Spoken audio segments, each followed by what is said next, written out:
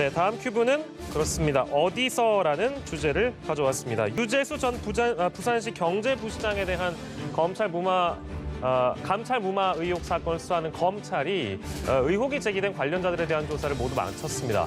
김경수 경남도지사 그리고 윤건영 국정상황실장, 천경득 선임 행정관이 잇따라 조사를 받았는데요. 이제 검찰은 이 의혹의 정점으로 지목하고 있는 조국 당시 민정수석을 이르면 이번 주에 소환할 것이라는 관측도 나와서 일단 이 내용을 저희가 좀 들여다보도록 하겠습니다.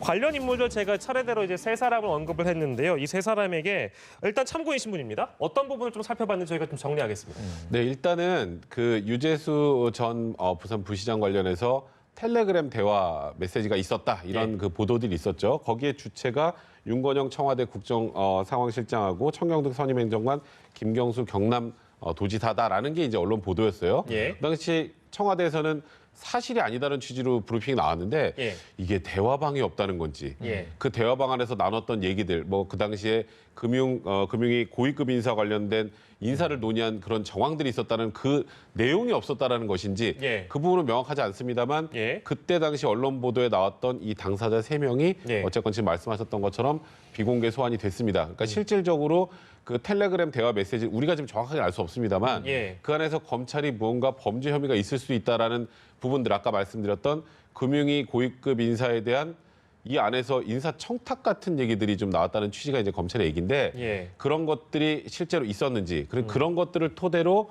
지금 유재수 전 부산 부시장 관련해서 감찰을 무마하는데 도움을 준 것은 아닌지 이제 이런 것들을 조사하기 위해서 일단 비공개로 소환한 것으로 보입니다. 그러니까 이제 부르기 전에 검찰이 시기를 다 조율해서 어느 정도 내용을 확보하고 보통 조사를 하기 때문에 어느 정도 협의점을 확인했기 때문에 물론 참고인 신분입니다만 저도 좀 조심스러운데요. 그래서 어느 정도 협의점을 확보한 게 아니냐라는 뭐 지적도 있어서 그건 어떻게 보십니까? 그러니까 뭔가 근거가 있어야 일단 불러서 물어볼 거리가 있는 것이죠. 아무것도 없는데 뭐 그냥 막연히 참여정부 시절에 함께 근무한 인연이 있다라는 이유로 막 부를 수는 없는 거죠. 그래서 그 근거가 뭐냐인데 사실은 지금 언론 보도들을 쭉 보면 그 근거는 이제 야권에서 제기한 게 있어요. 김도읍 자유한국당 의원이 자 이런 텔레그램 단체 대화방이 존재했고 이런 이제 협의의 사실이 있고 이런 인물들이 관여돼 있다라는 이야기를 한단 말이에요.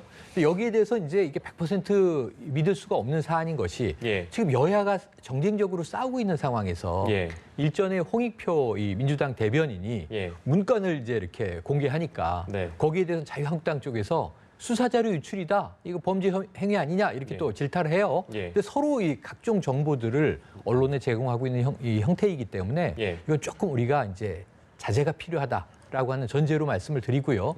제일 핵심적인 검찰인데 아까 돌아가서 백 변호사님 말씀처럼 검찰은 확인해주지 않았습니다. 그러니까 지금 일단은 언론의 추정을 가지고 이제 생각을 해보면 텔레그램 단체 대화방이 존재했다. 그 여부.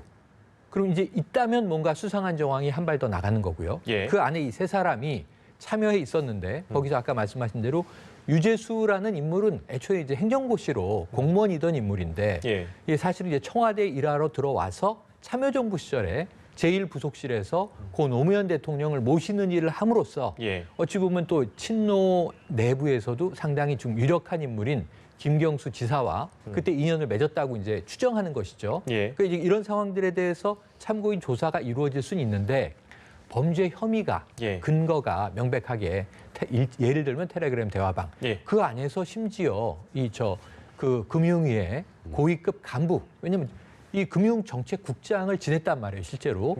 거기 인사에 개입을 한 정황들이 있다면 이것은 우리가 매관매직이라고 부를 수 있는 행위이기 때문에 명백한 범죄가 되는 거죠. 그래서 아직까지는 확인하기는 좀 어렵다. 그리고 김경수 지사는 비공개 조사 받고 그걸 언론에 인정하면서 이제 물론 서면으로 답변을 했습니다만 지금 언론에 보도되고 있는 의혹은 모두 다 사실이 아니다라고 또 부인했기 때문에 이건 조금 지켜봐야 될 사안으로 보여지네요.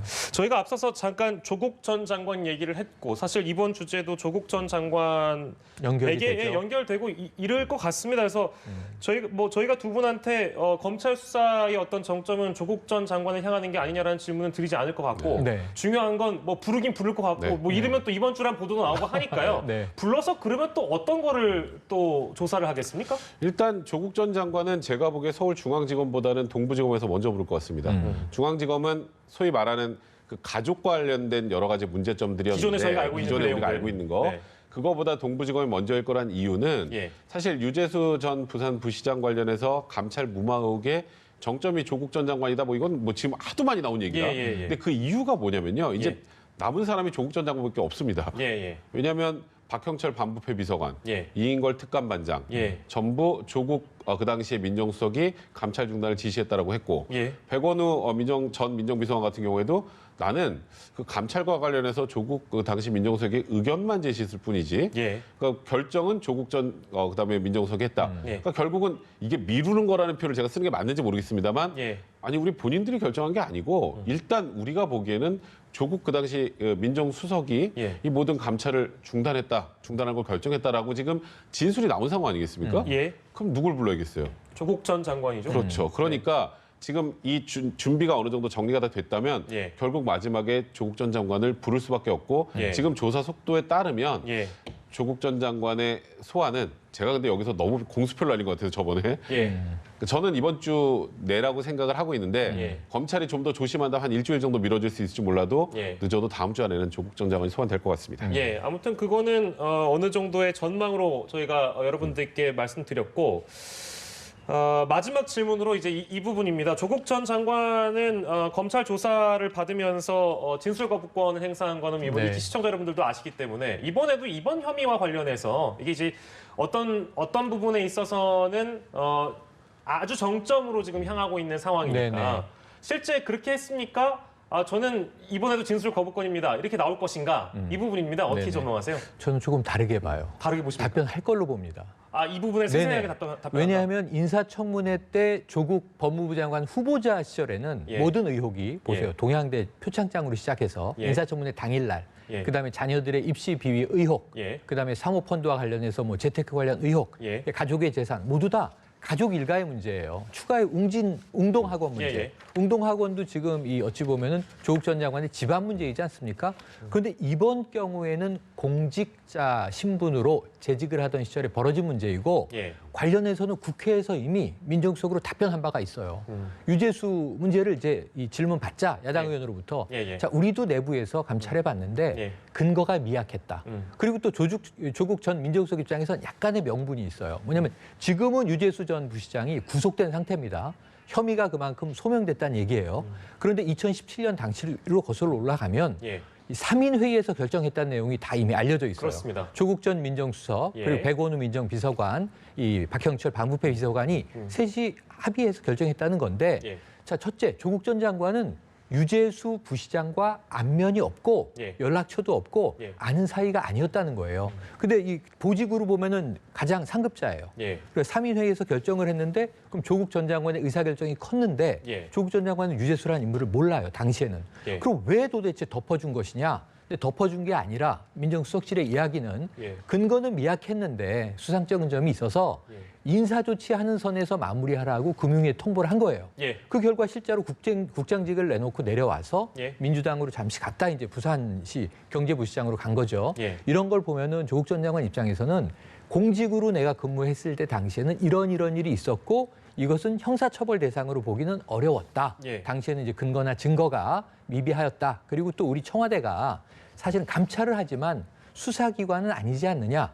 오히려 본인의 이 공직자로서의 근무 과정에서 벌어졌던 일에 대해서는 의외로 아는 대로 진술할 가능성이 크고 그래야 어쩌면 이 가족 문제 관련해서 진술 거부권을 행사했던 것이 이 조국 전 장관 입장에서는 더 명분을 갖는다고 볼 수도 있겠습니다. 예, 알겠습니다. 어떤 상황이 또 펼쳐질지 아직 소환이 된 게 아니기 때문에 전망만 저희가 조심스럽게 해봤습니다.